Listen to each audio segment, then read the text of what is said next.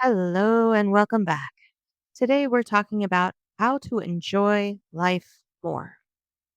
When we say we want to manifest something in the physical, what we really want is an experience in the mental, well, mental and physical, but it's really a mental emotional experience. It's part of identity and focus and noticing.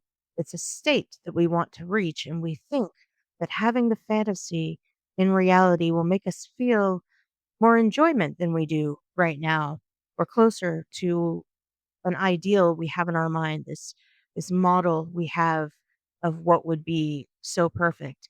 But reality is a moving target, and so are we.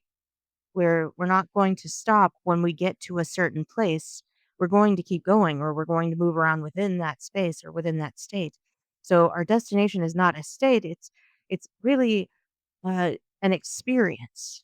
It's an experiential state. It's not just a physical state. It's not just our dream love coming through, or our dream job, or our dream car, house, whatever it is that is the physical representation.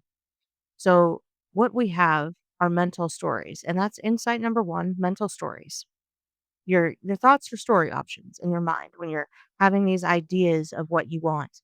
And you need to make sure of only accepting the ones with a line in the story that you want to live. So you don't want to keep listening to thoughts that tell you, oh, I feel poor, or I never get, or I don't want, all of these thoughts that are in the negative against what you want, creating resistance, making you think you don't already have the experience available, if not fully physically realized in the potential. And whenever you get off track, always focus on the fact that the potential is already there. It's already available in the potential field. So imagining it, feeling it, you don't want to be fixating on it. You want to feel it as though it's already done. I've already got it. It's not a goal to be accomplished. I'm already in the state. So when your thoughts come around, you want to treat them like servants. Don't accept what you didn't order, and make sure to give them clear instructions on what to bring back instead.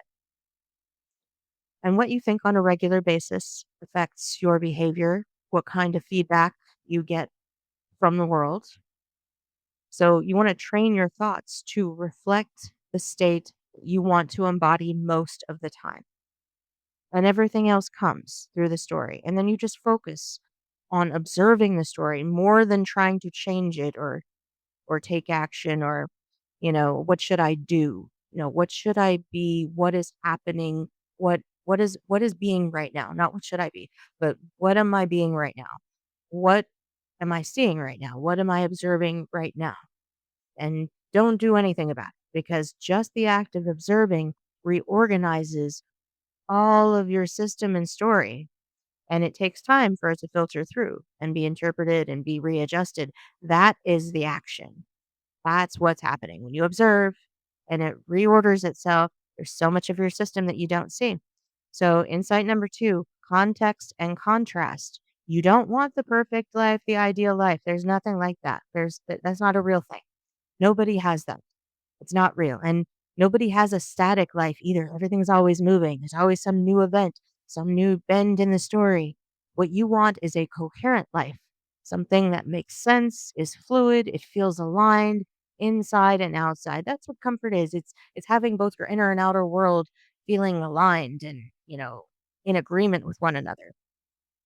And you want appropriate challenges both in the internal and the external to keep things interesting.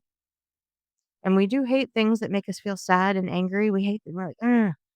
But without the contrast, we wouldn't know what we love, what we value, what matters to our character.